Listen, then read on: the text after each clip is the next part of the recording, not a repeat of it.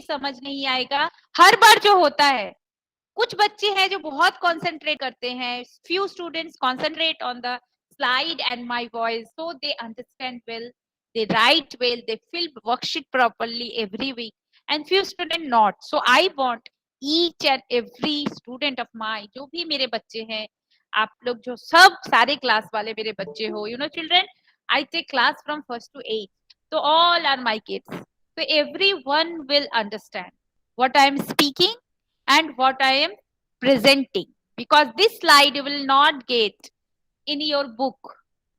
There is no book for library. आपको कहीं भी ये स्टोरी नहीं मिलेगी। ये मेरी स्पेशल कलेक्शन होती है जो मैं लाइब्रेरी की बहुत ही अच्छी बुक से कलेक्ट करती हूँ, फिर आपको सुनाती हूँ। तो ये कहानियां, ये इंग्लिश आपको कहीं भी नहीं मिलेगी। आपको इसको समझने के लिए सुनना पड़ेगा, कॉन्सेंट्रेट करना पड़ेगा। Okay, now let's start. Rani Lakshmi Bai. Rani Lakshmi Bai was born at Varanasi in Uttar Pradesh. Her father was a minister at the court of Baji Rao. Rani Lakshmi Bai was fondly known as Manu as a young girl. So where Rani Lakshmi Bai born? She born in Varanasi, Banaras जिसको बोलते हैं, and it is situated in Uttar Pradesh, state of Uttar Pradesh. And her father was the minister in the court of Bajirao. Bajirao was a very famous king of that time. उनके court के minister थे लक्ष्मीबाई पिता. When Rani Lakshmibai was very young, her name was Manu. जब हम छोटे होते हैं हमें भी प्यार से अलग अलग नामों से बुलाया जाता है. तो मनु का जो बचपन था, बचपन का नाम था, रानी लक्ष्मीबाई का जो बचपन का नाम था वो था Manu. Children, these small things you have to remember. Manu. She was not only good at studies but also an expert in archery and shooting. वो ना केवल घुड़सवारी में अच्छी थी, पढ़ाई में भी अच्छी थी, और आर्चरी का मतलब होता है तीर धनुष चलाना, दैट इज कॉल्ड एरो बो playing, and shooting, rifle shooting में भी बहुत अच्छी थी. Horse riding was her passion. Passion का मतलब होता है कुछ काम को करने के लिए हम बहुत खुश होते हैं, उस काम को, वो काम हमारा पैशन होता है. तो घुड़सवारी का मतलब हॉर्स राइडिंग करने में वो उसको बहुत मजा आता था. Manu spent her childhood with the two sons of Bajirao, Nana Saheb and Rao साहेब. तो मनु का बचपन कहाँ बीता था? बाजीराव के दो बेटे थे, नाना साहब और राव साहब, उन दोनों के साथ खेलती थी वो. Her childhood was full of anecdotes of her bravery and courage. Anecdotes का मतलब होता है कहानियां, छोटी छोटी कहानियां. तो उनका जो बचपन था वो साहस और पराक्रम का एक अनोखी कहानी थी उसकी. वो बहुत ही पराक्रमी थी. She was very brave girl. Now children, one day Manu was playing with her other two children. She was enacting a queen. Nana Sahib pretended to be a soldier. He brought another soldier in front of the queen and said, "Your Highness, this man is a traitor. He has been found spying for the British. He also provokes people to fight among themselves." So एक दिन क्या हुआ कि मनु खेल रही थी दो बच्चों के साथ, दो बच्चों के साथ वो हमेशा खेलती थी, और वो क्या बनी थी? रानी बनी थी. और नाना साहब क्या बने थे? सोल्जर. तो नाना साहब ने क्या किया, एक दूसरे सोल्जर को उनके सामने लेके आके कहा, ये जो आदमी है ये कौन है? ये ब्रिटिश का स्पाई है. ये हमारे खिलाफ ब्रिटिश को मैसेजेस देते हैं. उस वक्त ब्रिटिश राज था हमारे कंट्री में. जो ब्रिटिश राज को स्वतंत्रता युद्ध में स्वतंत्रता की लड़ाई लड़ने के बाद हमने जीती थी. उस वक्त क्या था? ब्रिटिश रूल था. इंडिया आजाद नहीं था जैसे कि अभी है. Hearing this, Manu become very angry. She forget that it was a play. ये सुनने के साथ वो मनु बहुत गुस्सा हो गया और वो भूल गई कि वो एक छोटी सी बच्ची है और वो गेम खेल रही है. She immediately caught hold on the traitor and said, "I order to kill this man in front of the public. The British are our enemies. They are trying to destroy us and capture our territories. All these traitors should be hanged till death.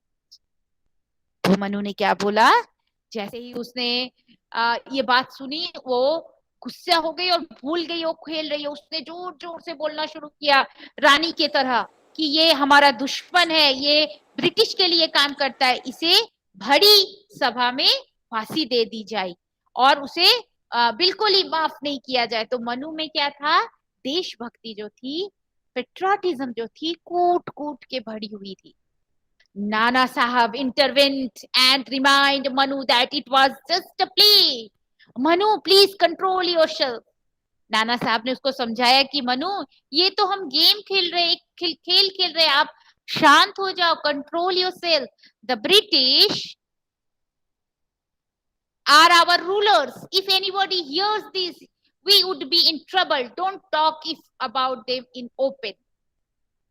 So उन्होंने उसको समझाया नाना साहब ने कि तुम British के बारे में ऐसे मत बोलो, क्योंकि ब्रिटिश ही तो हमारे रूलर्स हैं.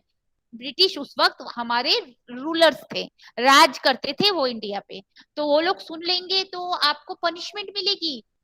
But these words fell flat on the brave girl's ears. She said in a loud voice, I don't consider the British as our rulers. They are here only to exploit us. तो उन्होंने क्या कहा, जोर से चिल्ला के कहा कि नहीं, ब्रिटिश जो है वो सिर्फ हमारे रूलर्स है, वो हमें परेशान कर रहे, एक्सप्लॉइट मतलब हमारा यूज कर रहे हैं, वो हमारे इंडिया के लिए अच्छा नहीं सोचते. They are not thinking about our India. Understanding Manu's extreme love for the country, Nana Sahib immediately laid the curtains down. तो वो लोग क्या कर रहे थे, ड्रामा कर रहे थे बच्चों के को दिखाने के लिए. तो उन्होंने समझ गया कि मनु तो अब गुस्सा हो गई और बहुत वो अपने ये कंट्री इंडिया को बहुत प्यार करती है, तो वो तो शांत नहीं हो पाएगी. इसलिए उन्होंने क्या किया, जल्दी से पर्दे बंद कर दिए. When Manu grew up, she got married to Gangadhar Rao, the king of Jhansi. She was popularly known as Rani Jhansi. However, if life was not smooth for her, she gave birth to a son who died soon. अब क्या हुआ, जब बड़ी हुई, मनु जब बड़ी हुई तो उनकी शादी किसके साथ हुई, गदाधर राव जो झांसी के राजा थे. तो वो झांसी की रानी बनी इस तरह से. बट उसकी लाइफ इतनी इजी नहीं थी. उनका जो न्यू बॉर्न, उनकी जो बेबी हुआ वो जल्दी ही उसका डेथ हो गया. King Gangadhar then adopted Damodar Rao as his son. Sometimes later, King Gangadhar too passed away after a long illness. फिर क्या हुआ, उनके अपने कोई बच्चे नहीं थे, तो उन्होंने क्या किया, गोद लिया गदाधर राव को, जो दामोदर राव के बेटा था. गदाधर को गोद, गंगाधर को गोद लिया. और किंग गदाधर ऑल्सो डाइड. उनके जो हस्बैंड थे वो भी कुछ दिन के इलनेस के बाद डेथ हो गई उनकी. और झांसी जो थी वो किसके हाथ में आ गई, रानी लक्ष्मीबाई के हाथों, मनु के हाथों आ गई. After the death of the king, Lord Dalhousie, the Governor General of India, wanted to take over Jhansi on the grounds that it did not have a legal heir. पहले ब्रिटिश लोग क्या करते थे, देखते थे कहां पर कमजोर है कोई, कौन सा राज्य कमजोर है, कौन सा स्टेट कमजोर है, वहां पर अपना अधिकार जमा लेते थे. You know children.